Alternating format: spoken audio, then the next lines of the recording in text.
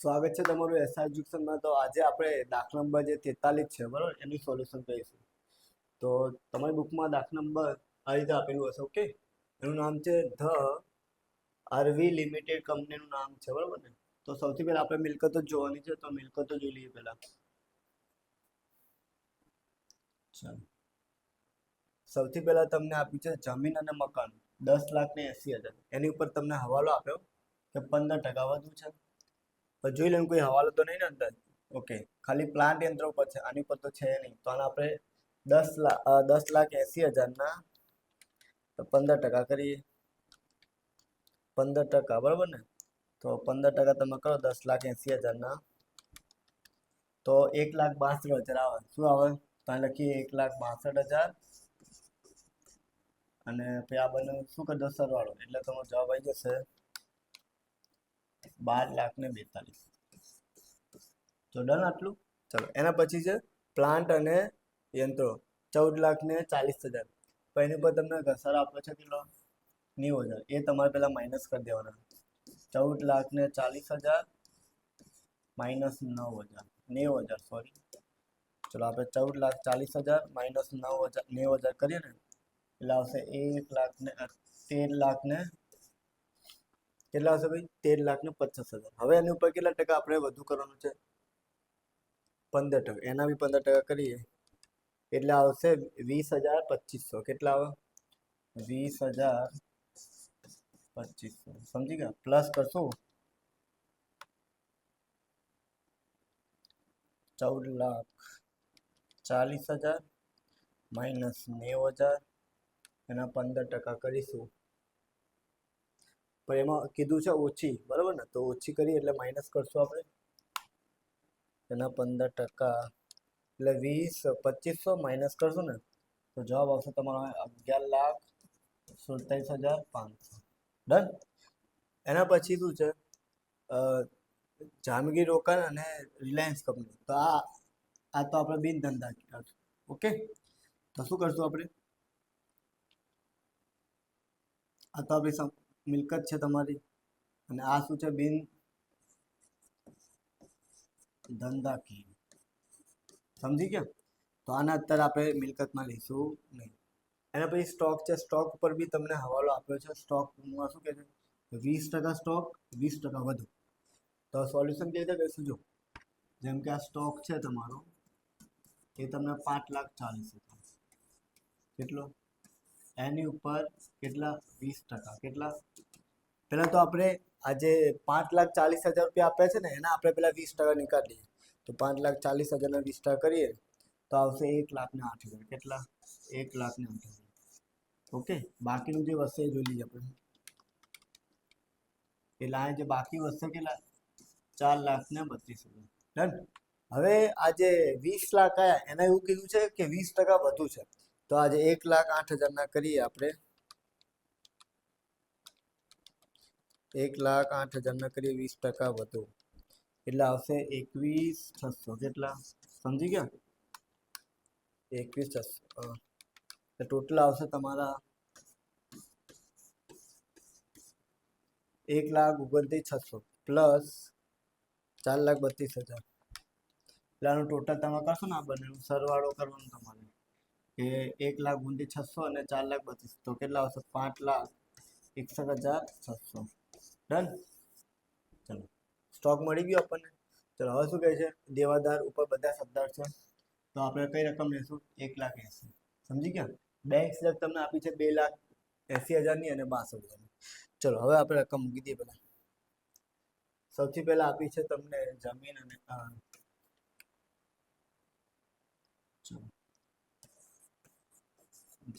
અને મકાન। રકમ આપણે શોધી કાઢીએ તો જોઈ લઈએ કેટલી છે। જમીન મકાનની કિંમત આપી છે 12,42,000। કેટલી? આ લઈ લઈએ આપણે 12,42,000।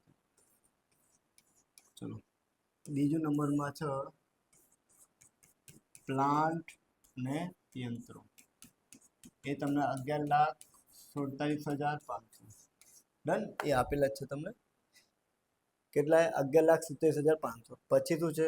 પ્રોવિડન્ટ ફંડમાં રોકાણ છે 2,70,000। કેટલો? ચાલ લખી દઈએ આપણે પ્રોવિડન્ટ ફંડમાં રોકાણ સમજી ગયા એ તમને આવશે 2,70,000 ડન આટલું એના પછી જોઈએ આપણે એના પછી તમને શું આપ્યું આ તો આપ્યું નહીં હવે સ્ટોક છે તમારો આવ્યો કેટલો 5,61,600 તો આ મૂકી દઈએ સ્ટોક 5,61,600 ડન એના પછી શું આપ્યું છે આપણને દેવાદાર આપણે 180 ના લેવાના છે ચલો દેવાદાર 1,80,000 ડન એના પછી જોઈએ એના પછી તમને આપ્યું બેંક 2,80,000 અને પેલી તમને આપી છે તમને 62,000 અગાઉથી ચૂકેલ છે બરોબર ને સમજી ગયા આ તમને 2,80,000 અને 62,000 આપ્યું છે તમને ચલો 6 નંબર ઉપર લઈએ શું હતું ભાઈ બેંક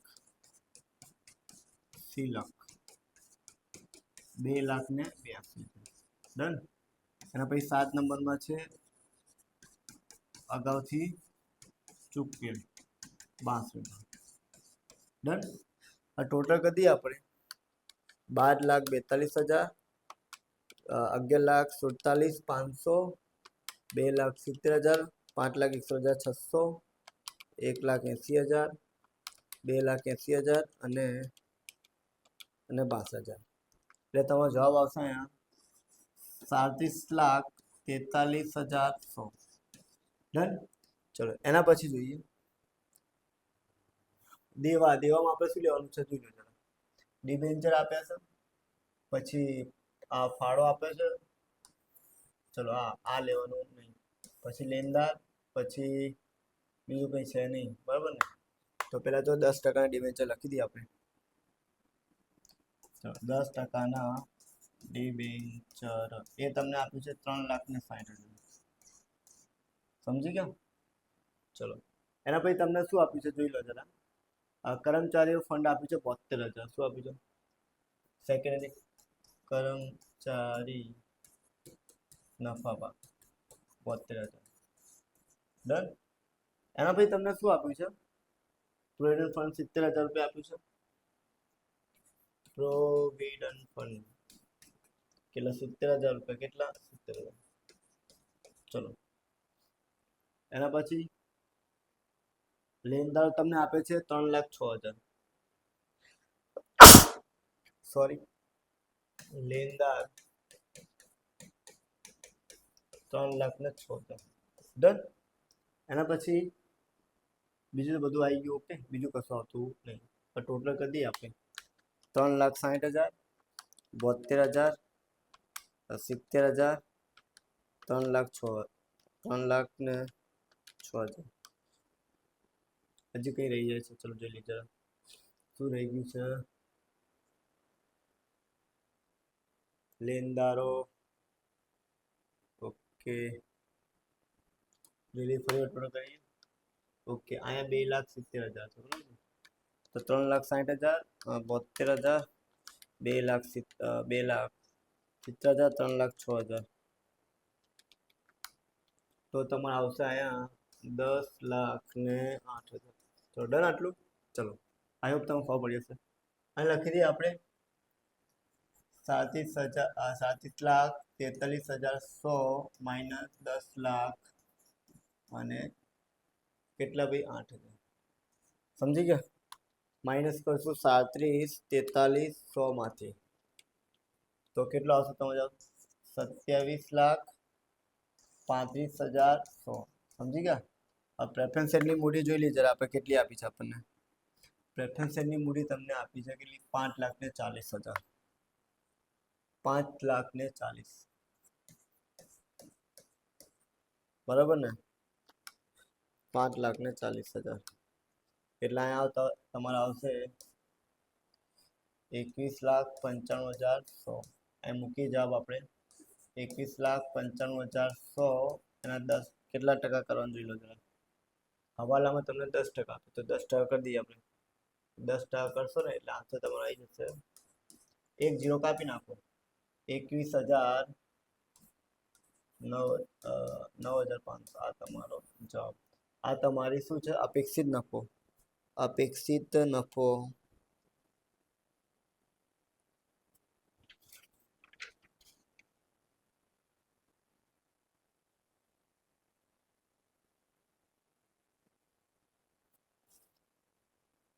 અપેક્ષિત નફો. ઓકે, હવે તમારે શું કરવાનું છે જોઈ લો જરા. આ તમે એક્સ્ટ્રા જો ડિવિડન્ડ આપીએ તમારે માઇનસ કરવું પડશે, એની વગર જવાબ તમારો આવશે નહીં. તો આ જે આપણે શોધ્યો ને જરા ચીકી નાખી, અહીંયા જરા એક લાઈન હજી એડ કરી દઈએ, પ્રેફરન્સ ડિવિડન્ડ. સમજી ગયા? એ આપે છે 64,800. કેટલા? એ પેલા માઇનસ કરી દઈએ આપણે. 21,95,100 માઇનસ કેટલા? 64,800. એટલે આ તમારો જવાબ બને 21,30,300. ડન. 21,30,300 ગુણ્યા 100 ભાગ્યા કેટલા? 100. એક 0 ઓછો કરી દી, સોરી. ડન. એક 0 ઓછો કરી એટલે 21, 30 અને 30. ડન.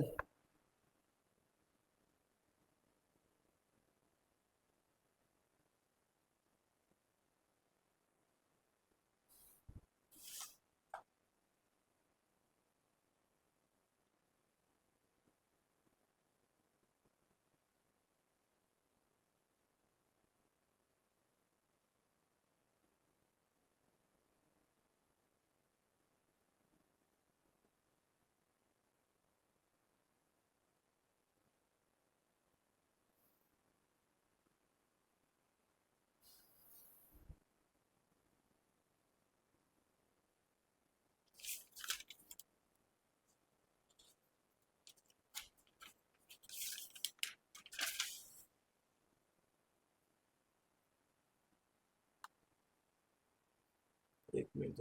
27,35,100 માઇનસ કરીએ 5,40,000. પછી શું આવશે? એટલે તમારે પછી માઇનસ કરીએ 64,800, બરાબર ને? તો તમારા કેટલા આવશે? 21,30,300. પેલા 10 થાય એટલે કેટલા? 21, 30, 30 આવી જશે, બરાબર ને? 21, 30, 30 તમારો આન્સર આવશે. ઓકે, હવે આપણે સરેરાશ નફો શોધવાનો છે. હવે સરેરાશ નફો કઈ રીતે કીધો જોઈ લો જરા. એમાં આપેલી જ છે તમને રકમ, બરાબર ને? તો આપણે ડાયરેક્ટ જ આન્સર લઈ દઈએ આવી રીતે. ચલો જો કેતે કહીશું આપણે, આ લખીએ ભાર. શું લખીએ? ભાર. અને ભારિત નફો. સમજી ગયા? અહીંયા તો એટલા જ આવશે, 1, 2 અને 3. 16,20,000. ડન. આનું કરીએ 21,60,000 ગુણ્યા 2 એટલે આવશે 43,20,000. 43,20,000. સમજી ગયા? 25,20,000 ગુણ્યા 3 એટલે કેટલા આવશે? 74,60. ડન. ટોટલ કરી દઈએ આપણે 4,32,000 પછી 16,20,000 એટલે તમારે આવશે ટોટલ 1,35,00,000. ડન. 1,35,00,000 અને ભાગ્યા 6 કરી દઈશું. શું કરી દઈશું? ભાગ્યા પેલો આપણે ભારિત નફો શોધવાનો ને, ખબર છે? ભારિત નફો શોધવાનો. ભારિત નફો એ તમારે કરવાનું છે 1,35,00,000 ભાગ્યા 6. તો ભાગ્યા 6 કરીએ આપણે તો આવશે 22,50,000. ચલો ડન. આટલું આવ્યો. 22,50,000 તમારો આન્સર આવ્યો. તો મૂકી દઈએ આપણે સૂત્રમાં. ચલો એટલે 22,00,000 આ લખીએ 22,50,000. ડન. બિન ધંધાકીય રોકાણો કેટલાના છે આપણા? બિન ધંધાકીય રોકાણો તમને આપે છે આપણને, એનું વ્યાજ તમારે લેવાનું હોય. શું કરવાનું? વ્યાજ 1,80,000. એના કેટલા ટકા કરવાના? 15%. કેટલા? એટલે 27,000 આવે. કેટલા આવે? સોરી, કેટલું ભાઈ? એટલે માઇનસ કરવાનું તમારે 27,000. કેટલા? તો માઇનસ કરી દઈએ આપણે 27,000. 22,50,000 માઇનસ 27. એટલે તમે જવાબ આવે કેટલો? 22,50,000. 23,000 કેટલો હે ને? હવે આમાં 50% તમે રેન્જ જોઈ કરવાની, આના 50% કરશું ને તો કેટલા આવશે તમારા? 1 1 1 1 સમજી 11,11,500 એટલે એ જ માઇનસ કરી દઈશું આપણે, એટલો જવાબ તમારો આવશે. સમજી ગયા? ચલો હવે આપણે શોધવાનું શું છે? ડિવિડન્ડ હજી માઇનસ કરવાનું છે તમારે. ડિવિડન્ડ આમાં એક્સ્ટ્રા તમારે કરવાનું છે. પ્રેફરન્સ શેર ડિવિડન્ડ એ તમને કેટલું આપવું જોઈએ? અહીં આપેલું છે, આ કરો કે આ કરો સેમ આવવાનું છે, બરાબર ને? તો 64,800 બે વાર તમારે કરવાનું. ઓકે, 64,800 64,800 એટલે આવશે 10,46,100. સમજી ગયા? આ મૂકીએ આપણે 10,46,700 માઇનસ અપેક્ષિત નફો જોઈ લઈએ આપણે કેટલો આવ્યો. તો અપેક્ષિત નફો તો આ જ છે ને, 2,13,030 2,13,030 હવે માઇનસ કરી દઈએ આપણે 2,13,030 ને તો ત્યાં 8,33,670. ઓકે, ચેક કરી લઈએ જરા આન્સર આપણો.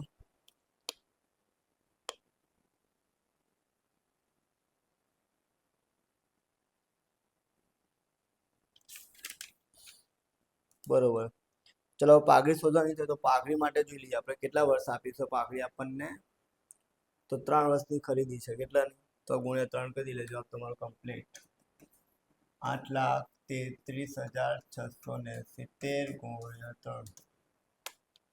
8,33,670 ગુણ્યા 3 એટલે આવશે 25,01,010.